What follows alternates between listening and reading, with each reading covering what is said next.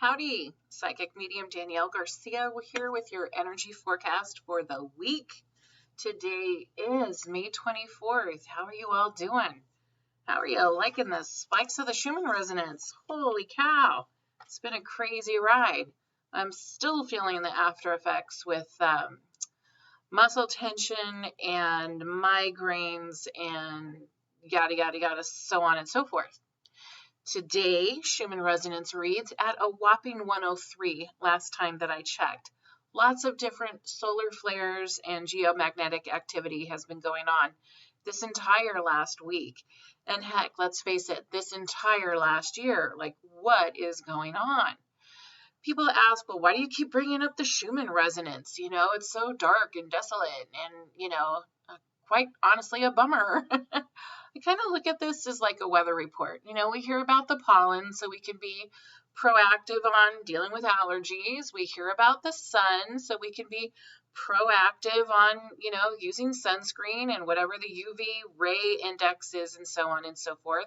And by looking at this, it helps me to be proactive on balancing my energy. If I already know that I've got stuff going on in my own life that might be emotionally draining or emotionally taxing, energetically taxing, and then this is going on as well, maybe I don't want to have that confrontation I was planning on. Maybe going to your boss this week might not be such a great idea. Maybe you want to wait for a more opportune time when the energies are a little more stable, a little more balanced. Science has shown that when the Schumann resonance spikes, that it definitely has an effect on our bodies. So how does it affect it? Well, when the Schumann resonance spikes, remember, we're supposed to be at a 7.83 hertz level. So when it spikes like this, it creates a disturbance in the synchronicity or the synchronization of our hearts as well as our brain functions. Ooh, my phone just popped. That's interesting. I'll take that as a confirmation. Back it up. So when the brain is not synchronizing correctly, it also throws off our melatonin values and our melatonin production. Want to know why your sleep sucks so hard during Schumann resonance spikes? Melatonin. Want to know why you might feel a little batshit crazy or seem to cry at things that you normally wouldn't? It can be because the melatonin actually disrupts the serotonin, your happy chemicals in your brain. And that can cause a disturbance with your emotional reaction. There's been lots and lots and lots of different studies about Schumann resonance. It's not something that I think doctors talk about, although I seriously wish that they would. There are many different mental health care workers out there that are aware of it, just as they are aware that every time there's a full moon, things seem to go a little crazy in an ER, or the psychiatrist or the therapist, the counselor might get more patients calling that are in more emotional distress. Everything affects us. Energy is energy is energy is energy. And plain and simple, Mother Earth's energy is changing.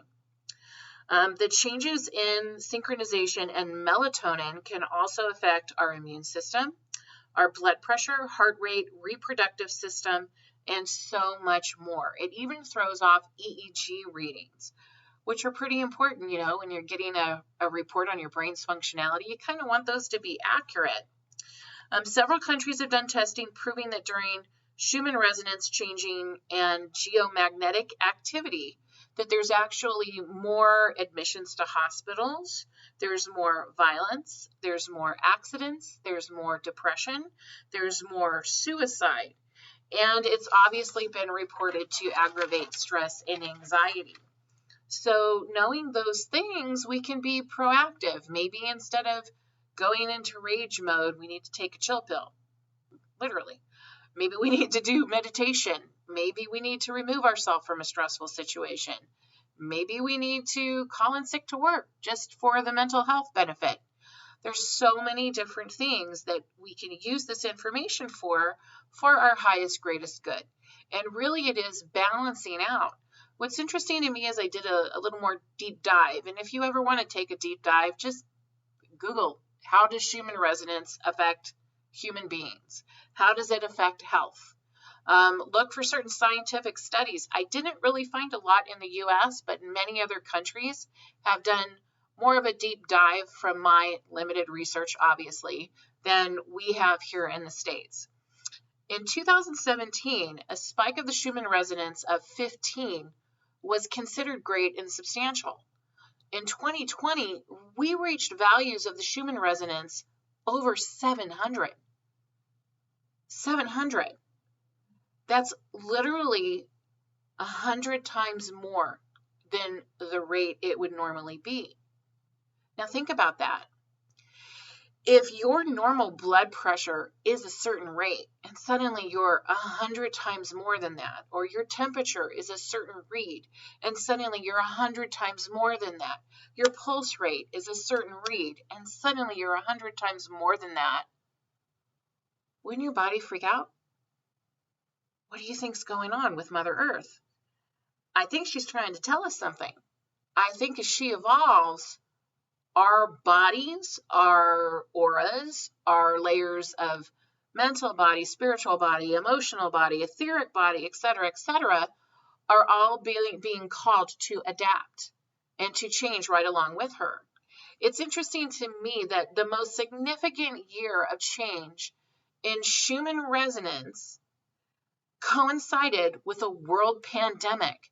Keep in mind, Schumann affects the immune system. Schumann affects heart rate. Schumann affects brain activity. I can't think that this is a coincidence. I obviously don't have all the puzzle pieces here, but just felt guided to share that with you.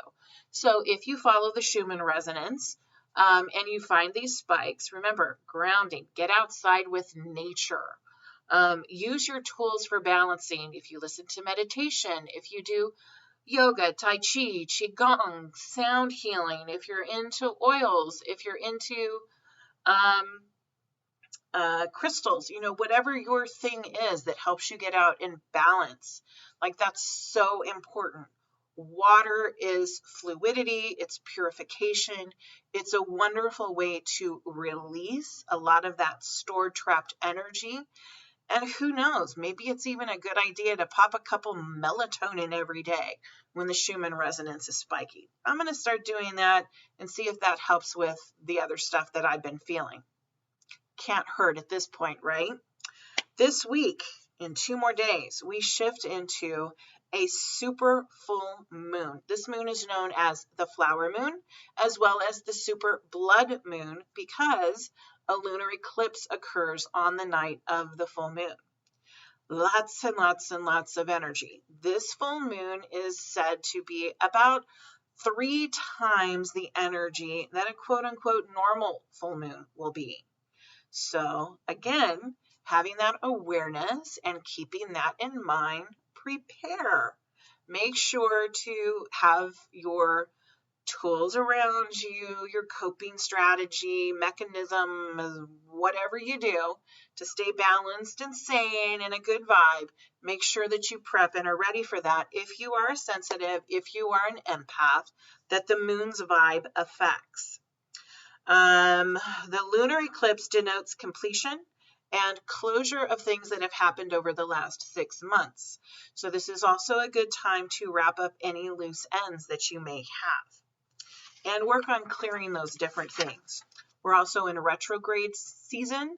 Saturn went retrograde yesterday, and that is a good time for clearing and release of karma. It's a good time to reflect on life, do a life review, and think of those things, those relationships that you wish to heal, those things that you have done that you're not so happy about, going to a place of going inside to self and finding forgiveness for self and helping to heal and release karma. Mercury goes retrograde on Friday the 29th, so watch for communication, contracts, focus, and technology to possibly go a bit wonky and out of sorts.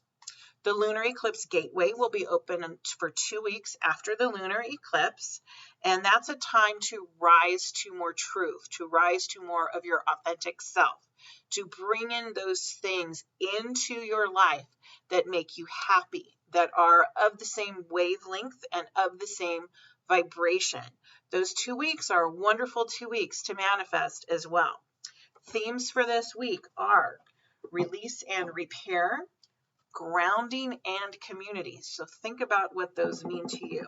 I'm going to pull some cards from my favorite deck, the Energy Oracle cards, and let's just see what comes through.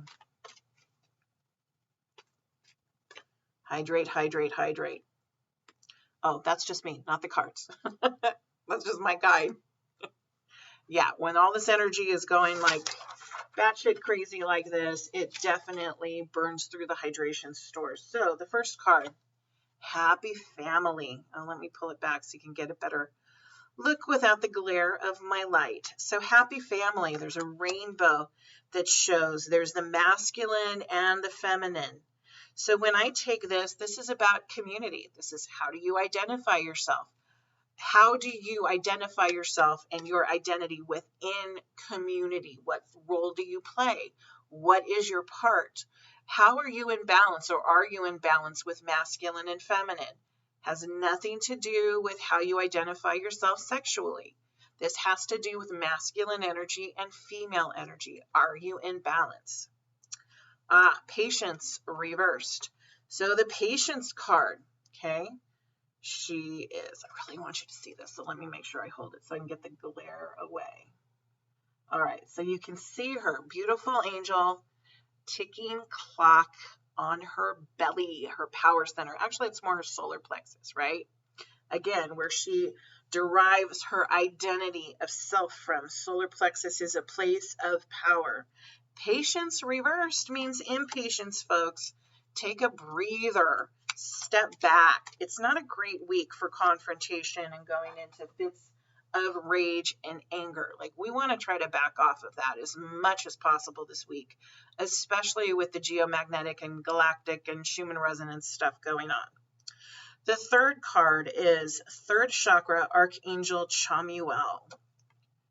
Check him out. He's holding a golden globe of light in the same place that the Patience card was holding her clock. Where is your power center? Now is the time to calibrate. Where is your power going? What are you investing your energy in? That life review that we talked about earlier in regards to Saturn retrograde, it's a good idea to have a check-in with yourself like that every day. Not of what did I do right, what did I do wrong, but more of a calibration. Where's my energy going? Where's my power center? How am I identifying myself today? Be good to yourself. Take it easy. These are some really, really strong energies coming in this week. Remember, you're not alone. And remember, it takes strength to reach out and ask for assistance. Have a blessed week.